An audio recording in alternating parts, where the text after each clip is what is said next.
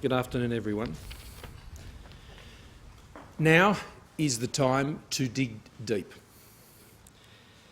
We are living in unprecedented times with the twin battles that we face and that we fight against a virus and against the economic ruin that it can threaten. This calls for unprecedented action. Governments making decisions like they never have before. And today our government has made a decision today, and that I announced today, that no government has made before in Australia in response to crises such as these. And I hope and pray they never have to again. In the past, on so many occasions they couldn't.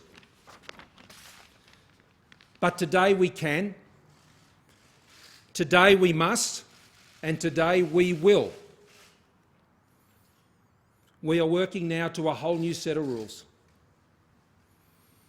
But it's our principles and values as Australians that will guide us through this uncharted territory and will get us to the other side together. Our actions must be well considered. They must be well tempered and targeted. They must be effective. They must be clear in their purpose, and they must be efficient in their execution. It is never the time for rash and ill-conceived decisions. That is why we have applied ourselves to delivering this plan that will provide Australians with the economic lifeline that they will need in the many months ahead to make it through and to get on this bridge we're building together to the other side. Some will say it's too little. Others will say that it's too much. What I say is we must work together to make this work and to make it go as far as possible. We still do not know the many other challenges we will face in the months ahead, and our decisions have been calibrated to that end. Our goal is to protect the lives and livelihoods of Australians, to protect and preserve the very economy that we will depend on so significantly in the months ahead and on the other side as well for the generations that will follow us out of this. Many countries in the months ahead and perhaps beyond that may well see their economies collapse. Some may see them hollow out. In the very worst of circumstances, we could see countries themselves fall into chaos. This will not be Australia. We will get Australians through this with uniquely Australian solutions to deal with the unique Australian challenges we face here, using our Australian systems to address these challenges, but built most importantly of all on our values and principles as Australians. To date, we have announced 2 packages of support, of economic packages, worth almost $70 billion. You may have thought that was a lot, and it certainly seemed so at the time. This has been subsequently supported by some $15 billion in additional measures by our states and territories working to the same purpose. Together with Reserve Bank, we have put together $105 billion into our financial markets to keep our credit lines open and to support our financial system through this crisis. It's been about keeping Australians in jobs. It's been about keeping Australian businesses in business. And it's been about cushioning the blow for those who most significantly will be impacted by strengthening our social safety net of which we can be very proud in this country. Today I announce that we are committing $130 billion over the next 6 months to support the jobs and livelihoods of what we anticipate of being almost 6 million Australians who will need that lifeline in the months ahead. We have already boosted the job seeker payment for those who have lost their jobs. Today we are introducing a $1,500 per fortnight job keeper payment to keep Australians in their jobs even when the work may dry up. We will pay employers to pay their employees and make sure they do, to keep them in the businesses that employ them and to ensure they can get ready together to bounce back on the other side. These businesses and their owners will tell you are their employees.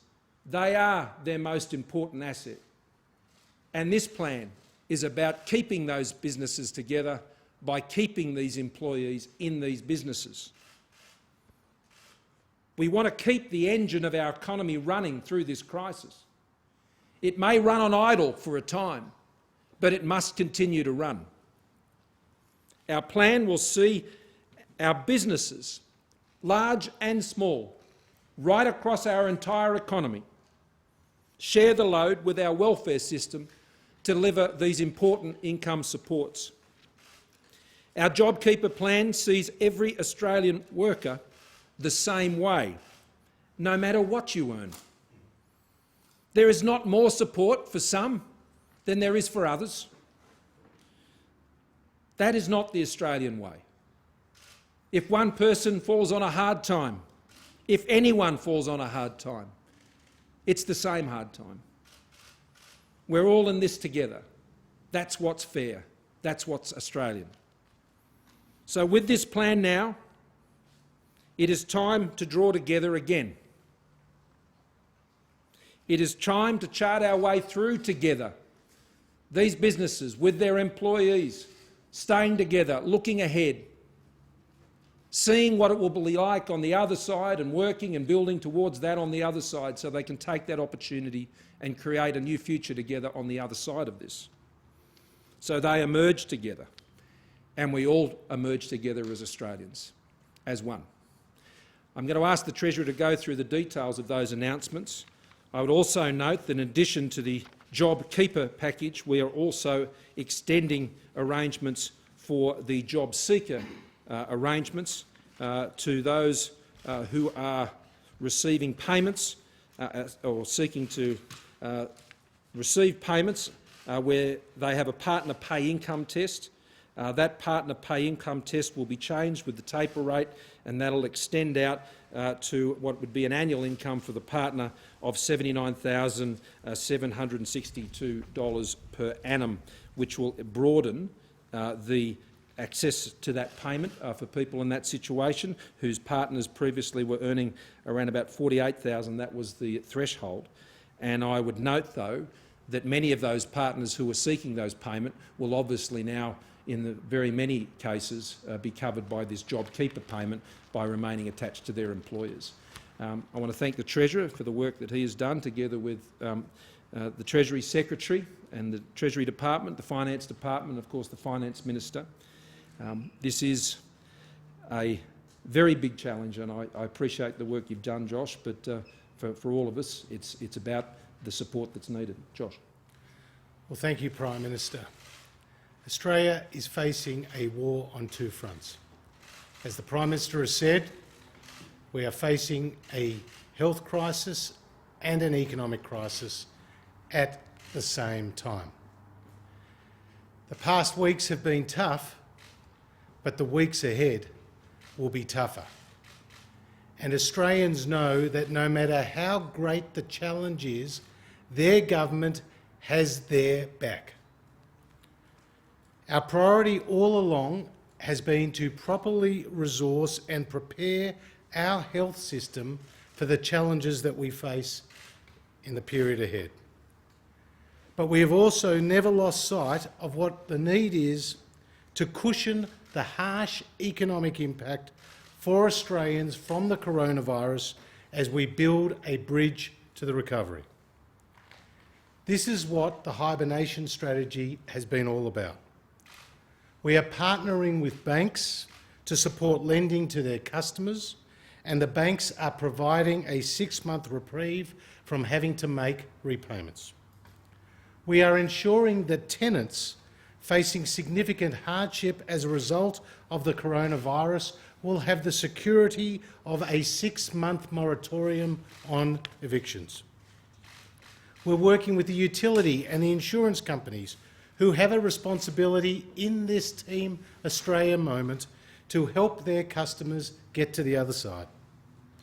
But most importantly of all, we have been focused on keeping Australians in jobs and Australian businesses in business.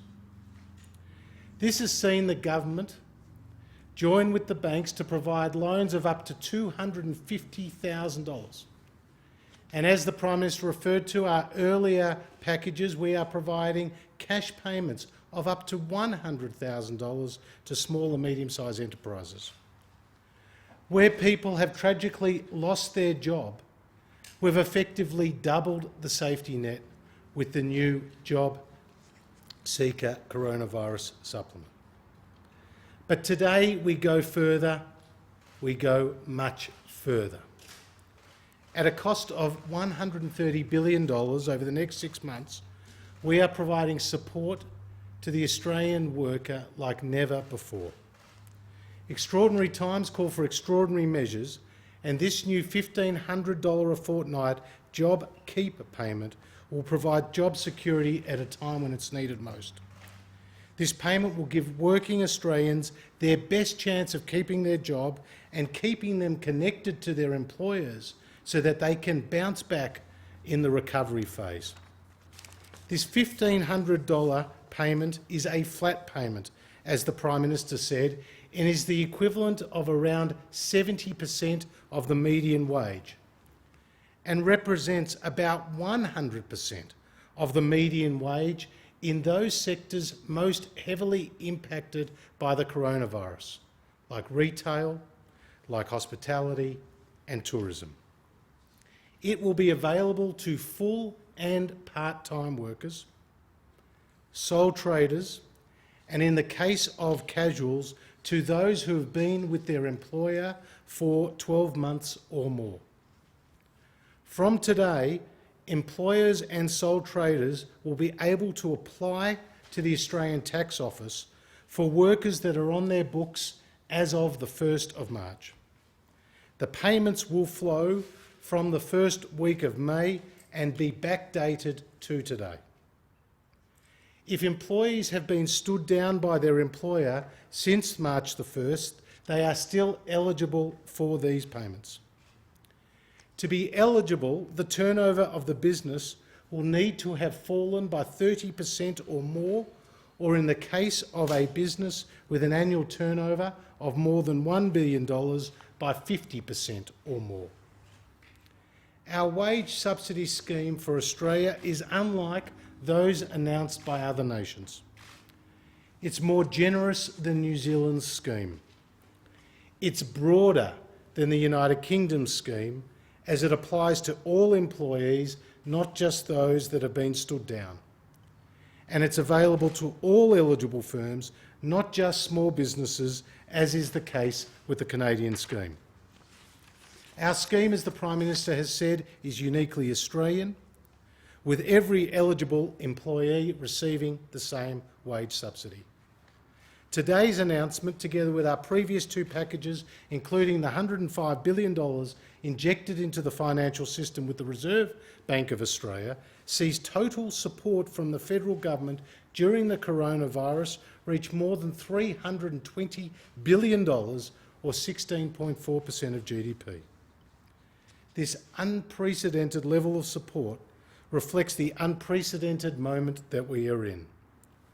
And the announcement today is the means by which Australians can get to the other side of this coronavirus crisis. Lani, just so everyone knows, I'm going to start over here and then I'm going to move across and make sure everyone gets a go. Okay, so might start with you, Dave, if that's all right. Well, I guess the question is this going to be enough, do you think, to shield workers and businesses already affected by this? With $130 billion of support on top of the almost $70 billion already put in, and the support to financial markets, this is as an extraordinary level of support in extraordinary times. But we are in uncharted waters, David, and the government will continue to do all within our power and all within our capacity. And with a plan of this scale and this size, it is certainly our intention that we hope that is the case. Dave, I'm just going to move around so everyone will get an opportunity. Yep. PM, there are renters in the big cities who will be struggling to pay the rent if they lose work. $1,500 a fortnight, while welcome, may not be enough to cover their rent.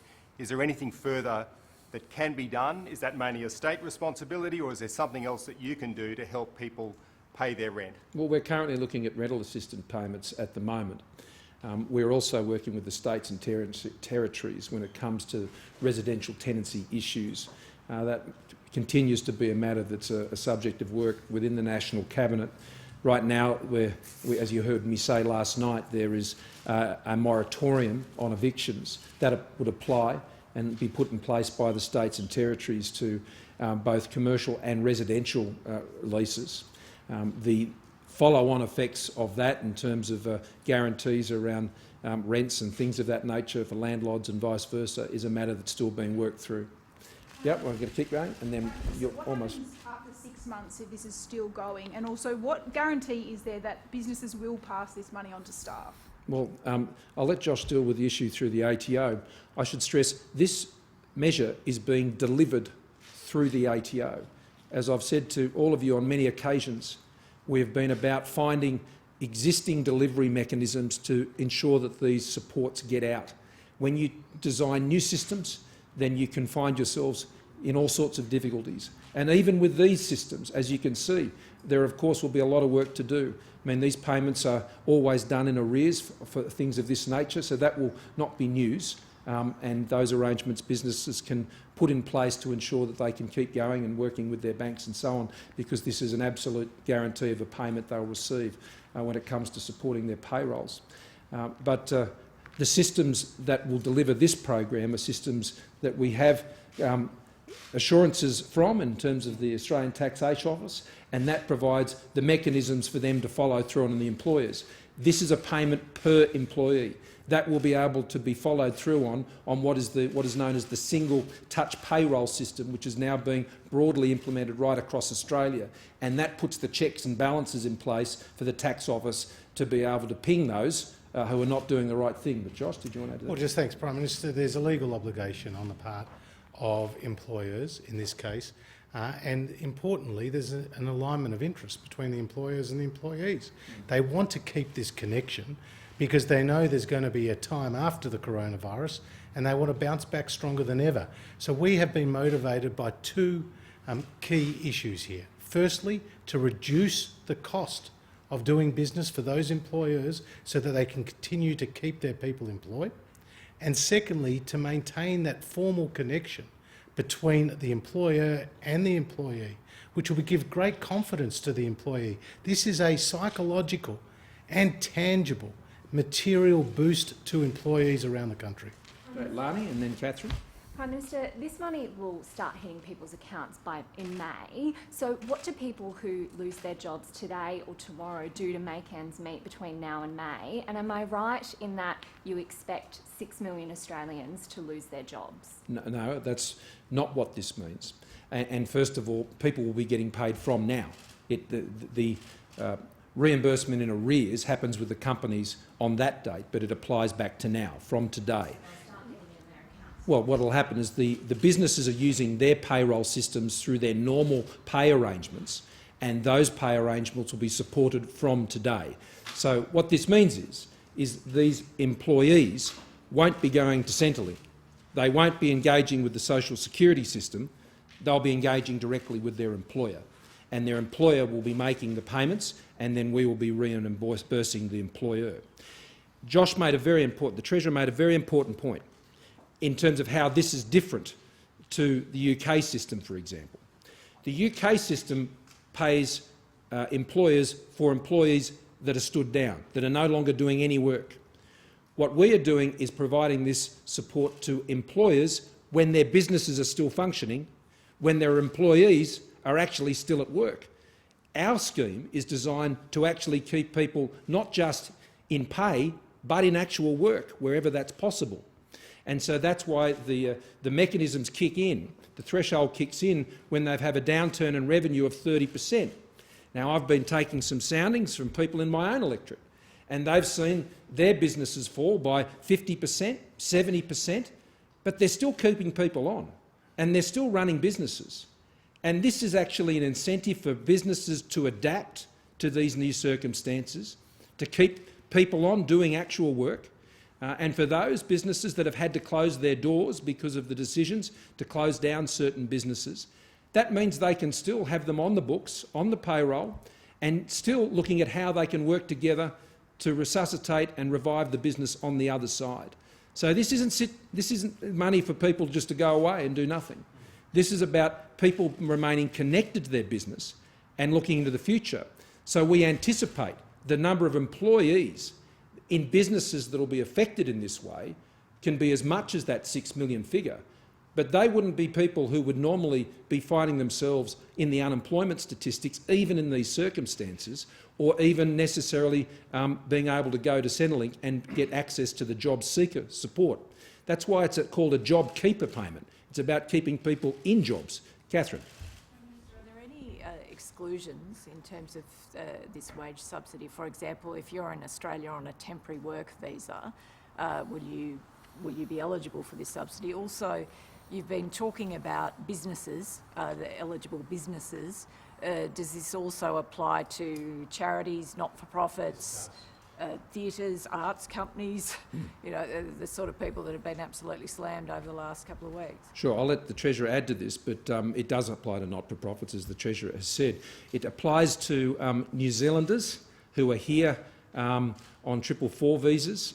I've had that conversation with Prime Minister Ardern. We had a discussion earlier today about those issues. That is a departure from the arrangements we've put in place when it relates to the social welfare system.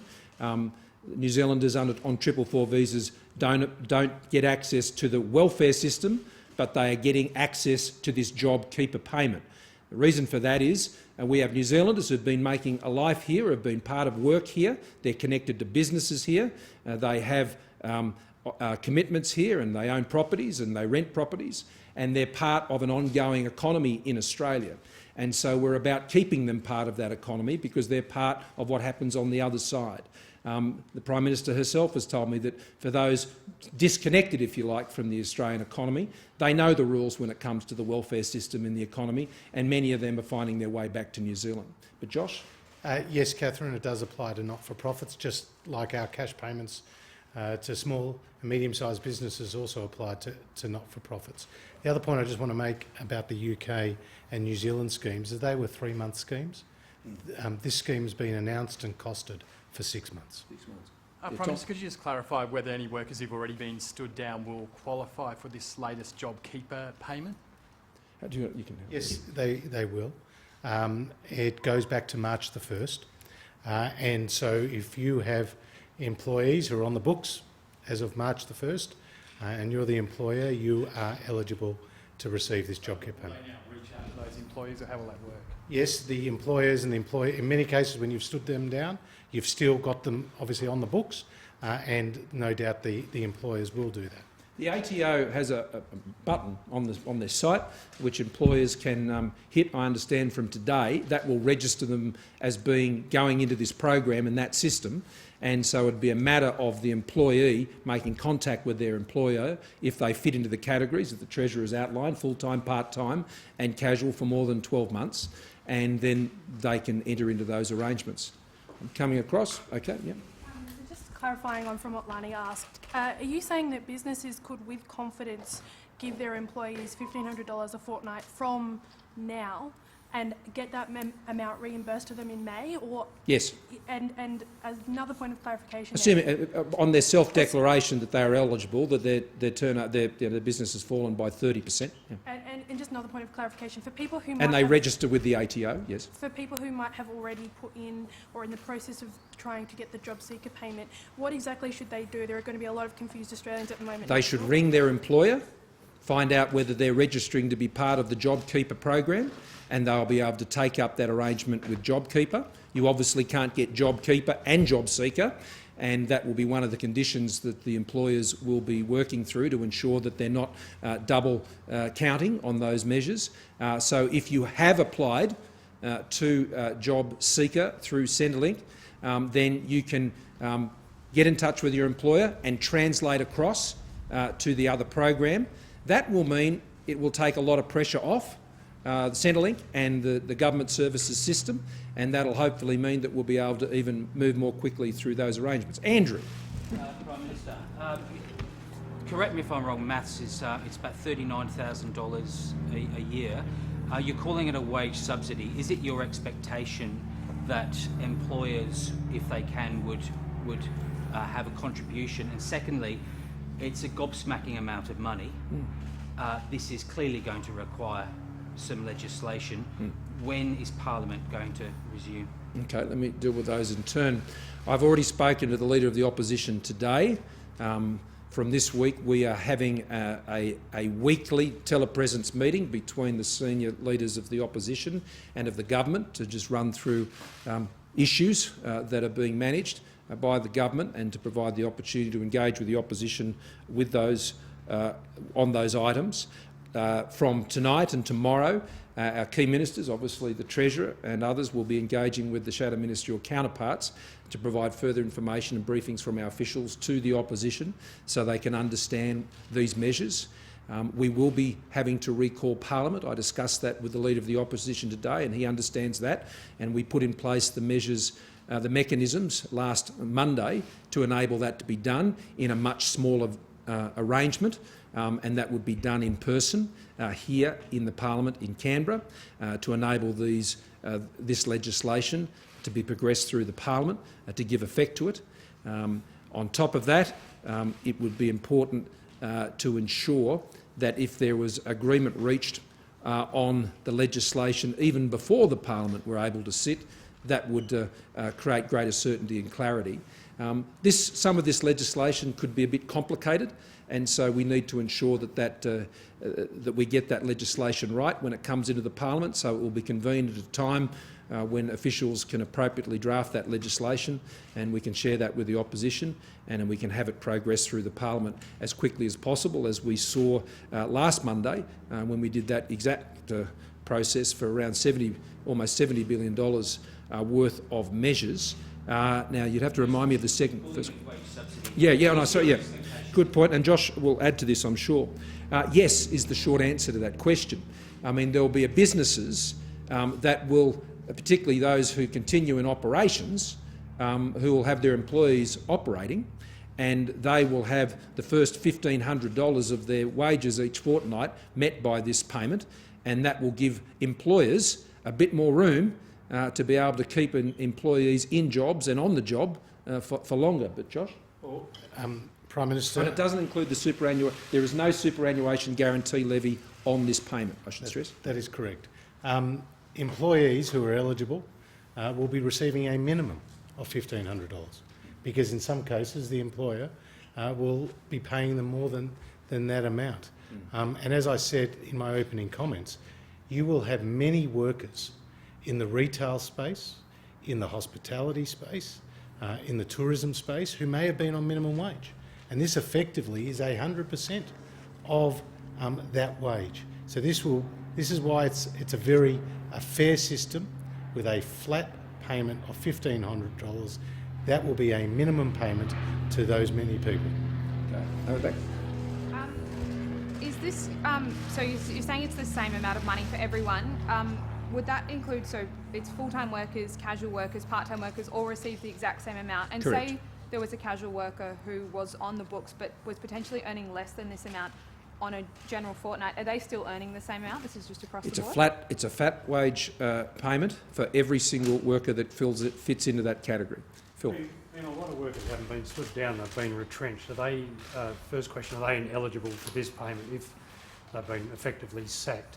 And B, of the 6 million estimated recipients, how many do you estimate will be completely dependent on this 1,500? They won't have any other income for the next 6 months. Well, the second part of that question is difficult to answer, Phil, because we're in very uncertain times, and that'll depend very much on the circumstances of each and every business. But in our answer to Andrew, we're obviously saying that those who are actually performing work functions during their hours of work, then there are arrangements that are there for them that will continue to be honoured. And so that is hopefully the case for many, but how many? It wouldn't be possible to make a determination on that. And Phil, you just might remind me of the second part of the question. If someone's been retrenched, are they ineligible? And could an employer who may have sacked someone in the last couple of weeks maybe have a rethink and put them back on the books now that they know this wage is coming? Well, exactly right, Phil. Because this changes the financial equation for those employers. If they were on the books on the 1st of March, for an employer, they will then be employees who were eligible for this particular payment through their employer. So if you're an employer who's been forced as a result of the downturn following the coronavirus to retrench workers, you'll put them back on your books and you'll receive this $1,500 payment. There would be, though, the issue if they've paid out any entitlements under that arrangement, and that would have to be sorted out, obviously, with the employer. For those who continue on with the business, then they obviously keep all their entitlements, but they're not paid out those entitlements because they're actually still employed by the business. A lot of these businesses, exporters, they sell goods internationally. A functioning international trading system will be necessary to kickstart the global economy again. You made some comments to the G20 about this the other day. What more would you like to see in the way of global leaders working together to resuscitate that global trading system? What forums should be used, and what role will Australia play? Well, those challenges are the same challenges we were confronted with before this crisis regarding global trading systems and the WTO and many of the dysfunctions that were occurring there and frustrating export trade. They remain, and they still remain issues that need to be progressed. Right now, my supply chain and trade issues are very focused on ensuring the delivery and clear supply lines for medical supplies at present. And that was a key focus of the discussion that was had the other night. Many countries all over the world have contractual arrangements in place for medical supplies, and we would expect those to be honoured and not disrupted politically by any sovereigns. So that is something obviously we would expect, and we would be calling out that behaviour were it to be practice. More broadly, though, I think all governments are very focused right now on the needs of their domestic economies and the supports that are needed for people here and now. So those issues, it'd be wonderful to see them progress, but right now the priority is ensuring that we can keep our economies running, and that remains such an important issue for Australia. And we must have a running economy to ensure that we can come through this together. Josh, did you want to offer any further comment on that? No, I think that's well said. Now, Brett can have the last one. And Pam, just two quick qualifications. The recalling of Parliament, how quickly would that happen given people are relying on these payments almost immediately? Do you expect that will happen this week? And you've mentioned New Zealanders on the 444 visa. Are there any other exemptions for other nationalities that are here on temporary work visas, people from the Pacific and those types of programs? Short answer, no, on the second issue. Some matters are under consideration, but for now the short answer to that is no.